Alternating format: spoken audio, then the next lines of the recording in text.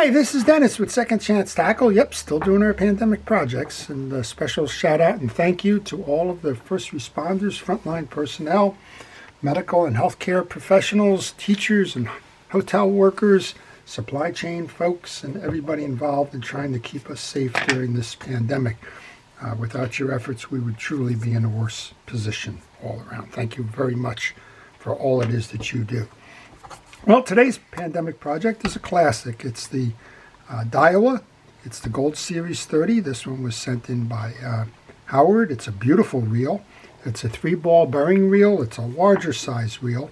So there's no standardization on sizing, and most of us would expect the 30 size reel to be a lot smaller, something like this one, as opposed to a big saltwater reel. One of these days somebody will standardize on it, but for now it's this is the GS30. It's a larger reel. We're going to take this one apart. We'll show you how to service it. If you have one of these, you'll know how to tune yours up, and if you're thinking of buying one of these, you'll know just what it's made of and what to expect from that reel if you do purchase it. So this reel, I start by taking off the external pieces, and in order to remove the handle, we have a through handle that's attached by a screw on the other side, and to do that you need to remove the non-handle side bearing cap.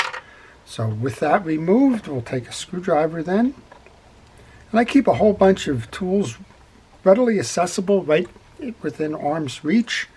I would recommend you do the same. That way if you need something, a different size screwdriver perhaps, you don't have to put your project down and get interrupted to go find one. Alright, so with the screw removed, this will pull out. And I find the best thing to do when you remove small pieces and parts is to put that screw right back in the handle so you don't lose it at a later time. And then put it into a parts tray, in this case the bottom of a milk jug. And that way you know where to find it when you go to reinstall the reel. Next up then, I'm going to take the spool off. And folks, when they mail in their reels to me, they say, should I remove the line? And the answer is I don't need the line removed to service this reel. But if you're doing an annual service, I recommend that you remove the line at that point. I don't think monofilament line should go more than a year. It's a subject to UV deterioration. It's subject to stretch. And if you leave it on there, you don't want to lose a big fish because you didn't want to change it over. It's not that much of an effort, and it's not that much of an expense to take the line off at the end of the season. So I recommend going ahead and doing that. So in this case, the line's just spooling all over the place, which drives me nuts. But we will deal with that later. Actually, I'm going to leave that off to the side because of the way that that's coming off. Okay, with that done then, we can start to take off the parts that make this reel. We're going to want to remove the rotor. In order to remove the rotor, we should have a click ring up here. I'm just trying to see if that, well, we'll take that off by the shaft. We have what I call a split case, a case where the case does not go up under the rotor. In many situations it does. In this one it doesn't. So we can take the 3 side plate screws out. Those are Phillips head screws. You could use a flat-bladed screw in here because one of the slots goes straight across. And when I take those off, I lay them right on my table because I want to make sure that those screws are all the same size. There are instances, particularly with Shimano reels and even with some of the newer Daiwa reels, where those screws are different. And if you do find a longer or a shorter screw, then you want to mark the location, take a picture. You don't have to take a video, but take a picture of where that screw came from. And that way you know when you go to reinstall that the short one belongs in whatever position you found that in. Alright, so the 3 screws are the same size here. So I'm going to pick those up and transfer those to my parts tray. Now we should be able to remove the side plate. And that's bearing number 1. We have a little grommet in there for the screw. That's bearing number 1. And we have a completely dry reel, which is probably why Howard sent that in to me to just clean it up? Well, there's not much cleaning going on. Lubricated there is. So we're going to pull the axle shaft by removing the screw that's in the crosswind block. And this one could be had either way. You can put this one into the parts tray, or you can pull the axle out of the crosswind block and out of the reel, like that, and then put the screw into the bottom of the axle so that you don't lose or misidentify this one. And the more order you can keep when you're doing a reel servicing, the better you are. So I'm just going to tighten that down a turn or two. Make sure that that axle shaft is clean. It got a little sticky down below here, so I'm thinking maybe there's some dried grease in there or whatever. So I'm just going to use a very light 4/0 steel wool to just polish that up. That kind of feels good. Use my paper towel to get rid of the dirt that's accumulated in there. Place that into my parts tray. With that off, then you can remove the main gear, the bearing, main gear, crosswind block, and secondary bearing on this side. I guess I got to pull that grommet out in order to do that anyway, but let's go do that.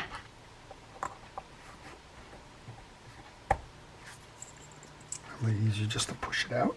There we go.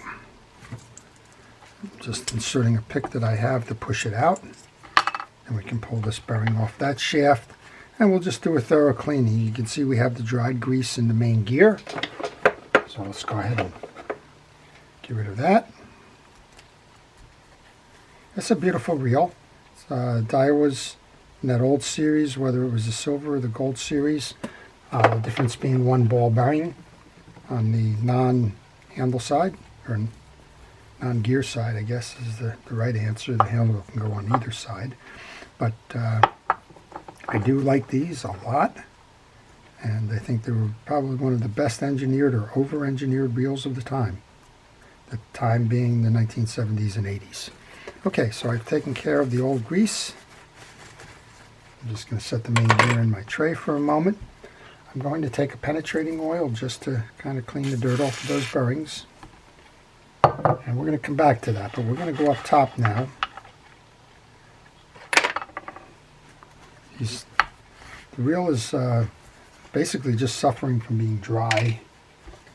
There's not a lot going on in here. And Howard told me there's no broken pieces. It's running fine. He just needed it serviced. And that's what we're doing. Okay, I'm going to just wipe down the bearings. And we'll come back and lubricate those before we put them back in the reel. Clean up the part there. We'll come up top here. I think that's probably a 14 millimeter nut there. Question is, which way does it turn? Let's try the traditional. Yep, it backs out traditionally, which is counterclockwise. Somebody just wrote me and said I'm turning my nut counterclockwise and I can't get it to move. Well, if that's the case, try reversing it to a clockwise to remove it. There's a lot of reel manufacturers that do put that in the opposite direction, and you would want to check to see if yours was one of those if you're getting stuck. Okay, kind of a traditional setup. I just did a video on how to set the anti-reverse on the 4000C, and this is near identical in terms of the setup if it isn't identical. It has a fork on your anti-reverse dog that when you back it up, it pulls it in. It's a friction fork. And as I'm saying that, I'm thinking that the 4000C has a spring, not a friction fork, so I was mistaken there. Okay, I'm going to take that screwdriver again, and I'm going to take that dog off.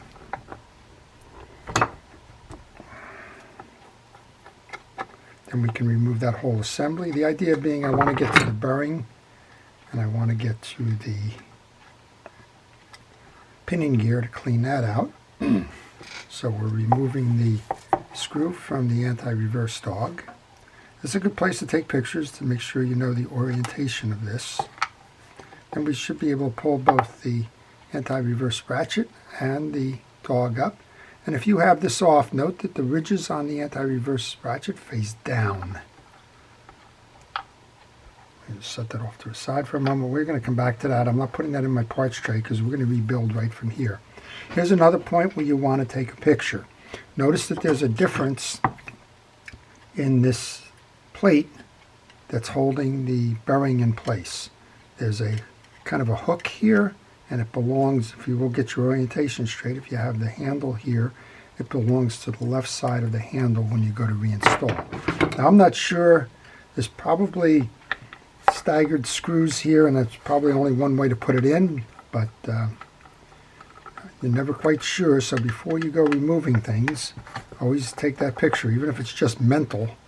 But again, if you're not doing this a lot, don't rely on your brain.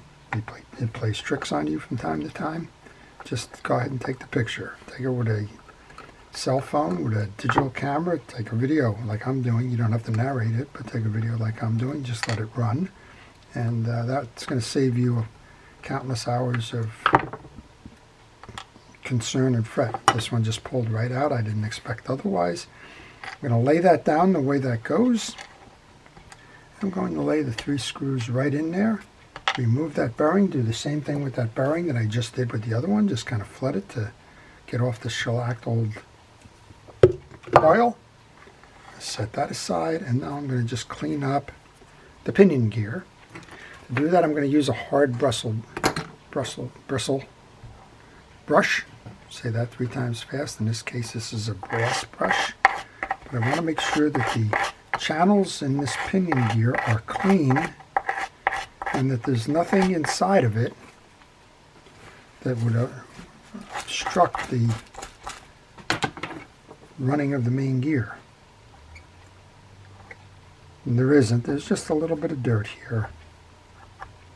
You would expect that. It's dried grease. So you want to just check the way that it's flowing as you do that. I'm just going to put a little bit of penetrating oil in there. I'm going to use that as a degreaser here. I don't use penetrating oil as a lubricant. You shouldn't either. Its properties are not as good as fishing reel greases and oils, but it does help degrease. All right, all the channels are clear. The teeth on the gear are in good condition, and this one's just ready to get greased and reinstalled. So I did flush that out, and I did put it onto a paper towel. So get rid of that paper towel because you don't want to transfer any of that old stuff as you go back and rebuild your reel. There's no sense. Paper towels are cheap. Just go ahead and make sure that you get that right. So let me stand that up for a moment. I'm going to grab another paper towel, just wipe down that bearing. Then I'm going to use Reel X, which is an aftermarket fishing reel oil, and I'm just going to flood that bearing with it so that it has a nice drink for the servicing.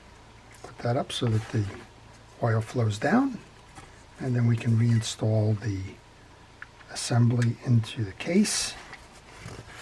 I'm going to grab this collar.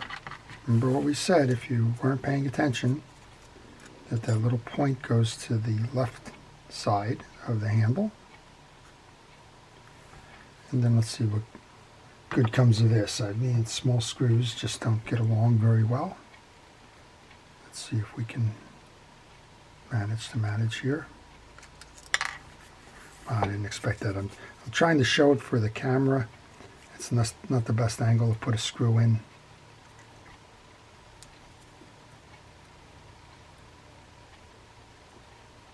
Just using a little bit of grease to hold it on. It's a stainless steel screw, so it's not magnetic, so the magnetic tip on this doesn't get anything done there.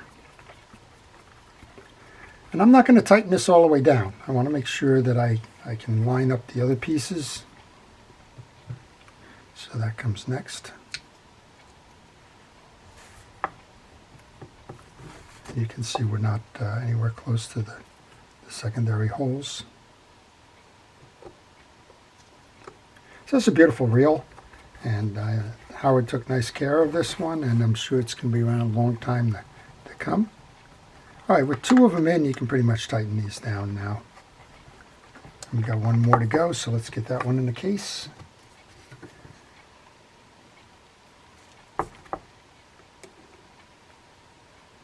Then we'll go ahead and reinstall that anti-reverse. So if you have this reel apart and you're wondering, gee whiz, how does it go back together?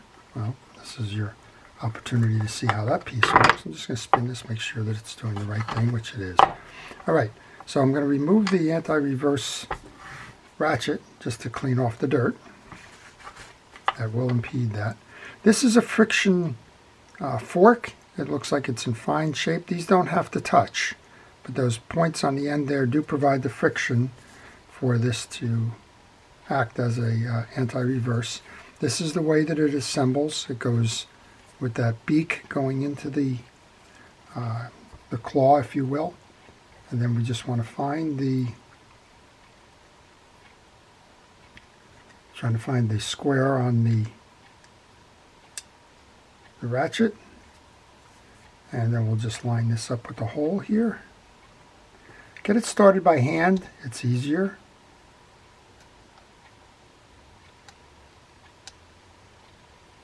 If my hand's blocking that, I do apologize.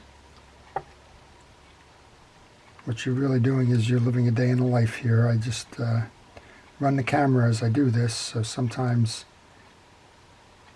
the camera is not ideal for or the positioning is not ideal for the camera. It's just ideal for me to get the pieces in. And this has a collar, so it's got a secondary collar, so you got to make sure that you get that going into the hole. And then what I like to do is just a little dot of oil on there. It'll keep it from freezing in the future. And then you can spin this again, just like we did before, and make sure that it's operating before you continue on. All right, so we had the rotor. You want to make sure that underneath is clean. This one certainly is. We have what I call a bang bail. There's no spring, there's no lever driven to trip. It's actually because it's going to get banged against the back of the reel. So I just like to put a little bit of oil into the slot, and in this case this is just a dead arm, but it doesn't hurt to get a drop of oil in there as well. Work it in just to keep it loose, and then we can go ahead and reassemble that. So again, find the flat sides on your pinion gear and shaft. Clean up that nut, and this one, remember, we took off in the traditional counterclockwise way, so let's put this back on in the clockwise manner. If you're using a ratchet, turn it around, tighten it down, give it a spin. Look at that, doing everything it should be doing.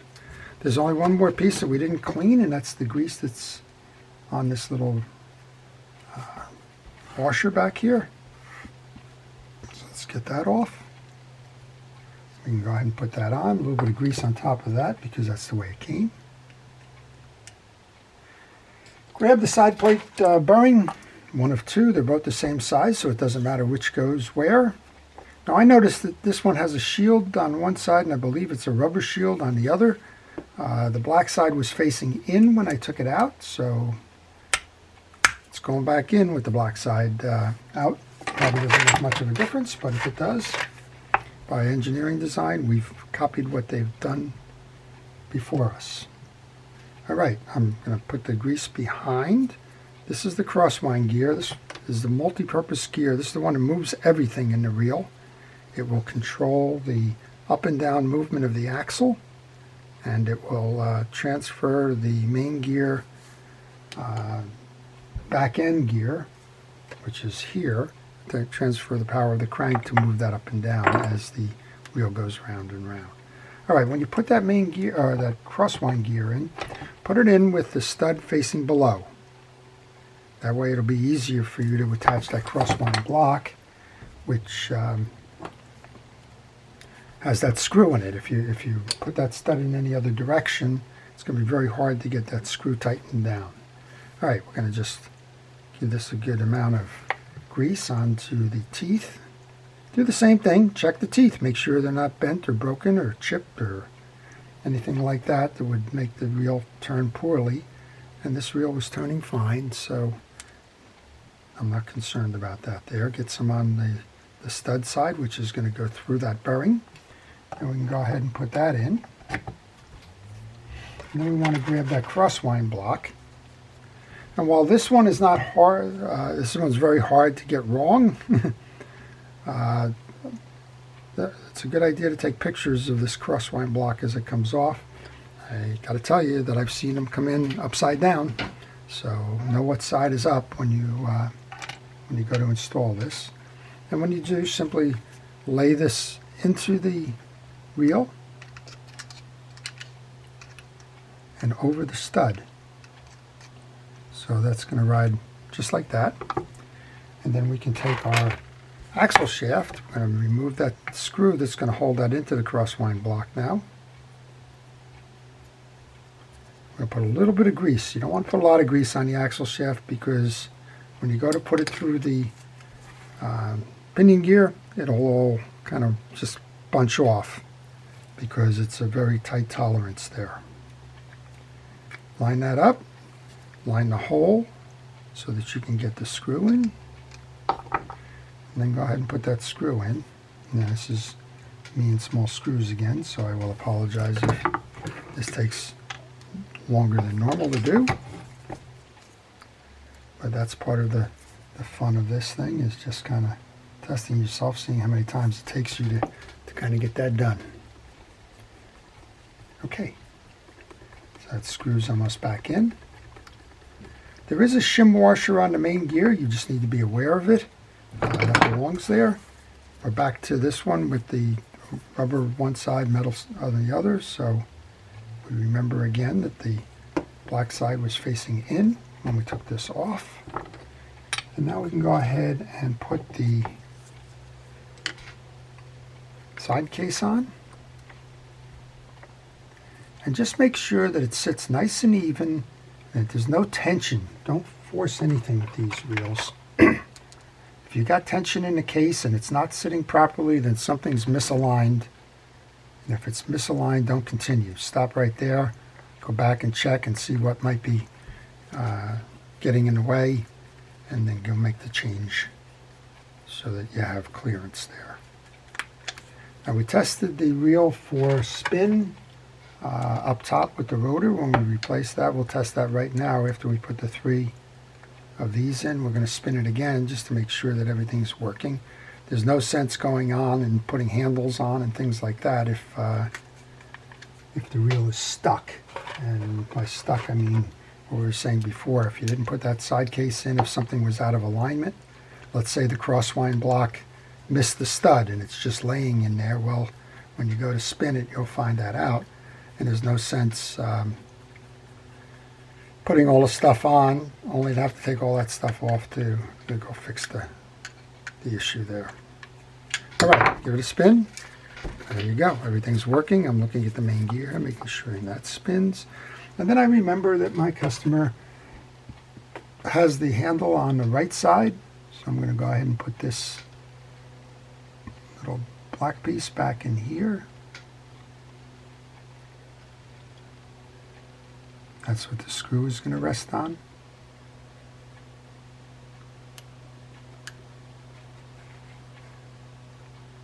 Not an easy task. It's a 5-sided piece here. And you need to line it up just properly, just like that, and then push that in. And grab that handle. Nothing you need to do on the handle. Just make sure that knob is turning. The best way to do that is just kind of putting a little bit of penetrating oil and spinning it. That'll get in there and it'll oil up the handle knob. Those knobs are peened on, so you can't remove that to do any kind of work.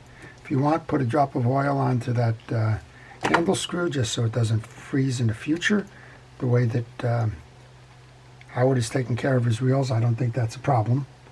They seem to be well maintained and nice reels. I think he's doing what he should be doing. Well, what is it he should be doing? Well, after every use, you should be washing that reel down. And I recommend taking WD-40 and spraying it down. WD is for water jar, right? And it'll help you get the, oh, look at that. What a beautiful reel. All right, side bearing cap goes on here, and then we'll go up top and service the spool. But that's one nice reel. All right, the spool with all of the Dawn line hanging out of it at the moment. So we'll work around it. Here's the one weakness of the Gold Series. That is an awful small drag stack for an awful big reel. So the max drag on this one, max drag being a function of the drag area, that's got a very small drag area. So this one is compromised versus some of the reels today, like a Penn Fierce, for example. You would see the drag stack would be much broader, and you would have a higher max drag as a result. All right, to get this, you want to take a screwdriver and pull out this hex clip. And as you're pulling that out, please be aware that that is a spring and it will shoot. So kind of cover it up, but that's the spring. I'm just going to lay that right on my table here. And then you want to pull out the drags. I'm not sure if these are felt washers or, well, these are Teflon, which is fine. The good news with the Teflon washer is that they so seldom wear. Okay, this bottom one is rubber. Oh, not rubber, leather. So what I'm going to do with the leather one is I'm going to use a fishing drag grease. It's Cal's Universal. I'm going to just kind of dip it in. I'm going to wipe it around, use my gloved hand as a tool, wipe off the excess, and then put that first washer back in. Now there's two keyed washers. Those are the ones that have rectangles in the middle. And there's one eared washer, kind of looks like ears. There's 2 points and a circle in the middle. So the keyed washers go top and bottom. So the first washer back in on the metal side is that. These are Teflon washers or some kind of poly washer. They don't need grease. They're petrochemical by nature, so you don't need to do anything with them. Second washer in is that eared washer, and it goes in the slots in the spool, followed by the last of those plastic washers or whatever they may be, Teflon. And then you just take your clip and you reinsert your clip. There's a groove in there that clip rides in. Find that groove and just go point to point. You can usually do this by hand strength. It's not a... The only function of that clip is to hold those drag washers in the stack. It doesn't do anything for the drag pressures or anything like that. It's just a retaining clip. All right, we're going to put this back, and we're going to hope as I go to test this that line just doesn't become snarled up all over the place. Just a quick note as I was putting that on, there is a little bit of dirt inside the ridge of this spool, so let's go ahead and get that out of here. All right, and then we can just kind of reinsert, line it all up, grab that drag knob, spin it on, tighten it down. Yep, we're tight. Now I always recommend if you service and you're not going to use your reel for a while, after you've told yourself that it's tight, back it off, because you don't want to press out the greases that are in there, and you don't want to have that acting as a vise where those drag washers are just going to grab hold and not be functional in the future. All right, here we go. Beautiful reel with a lot of lines spinning around. Now, this is a bang. I prefer to use this as a manual bail, but understand that it will hit the post here and close. So that's it.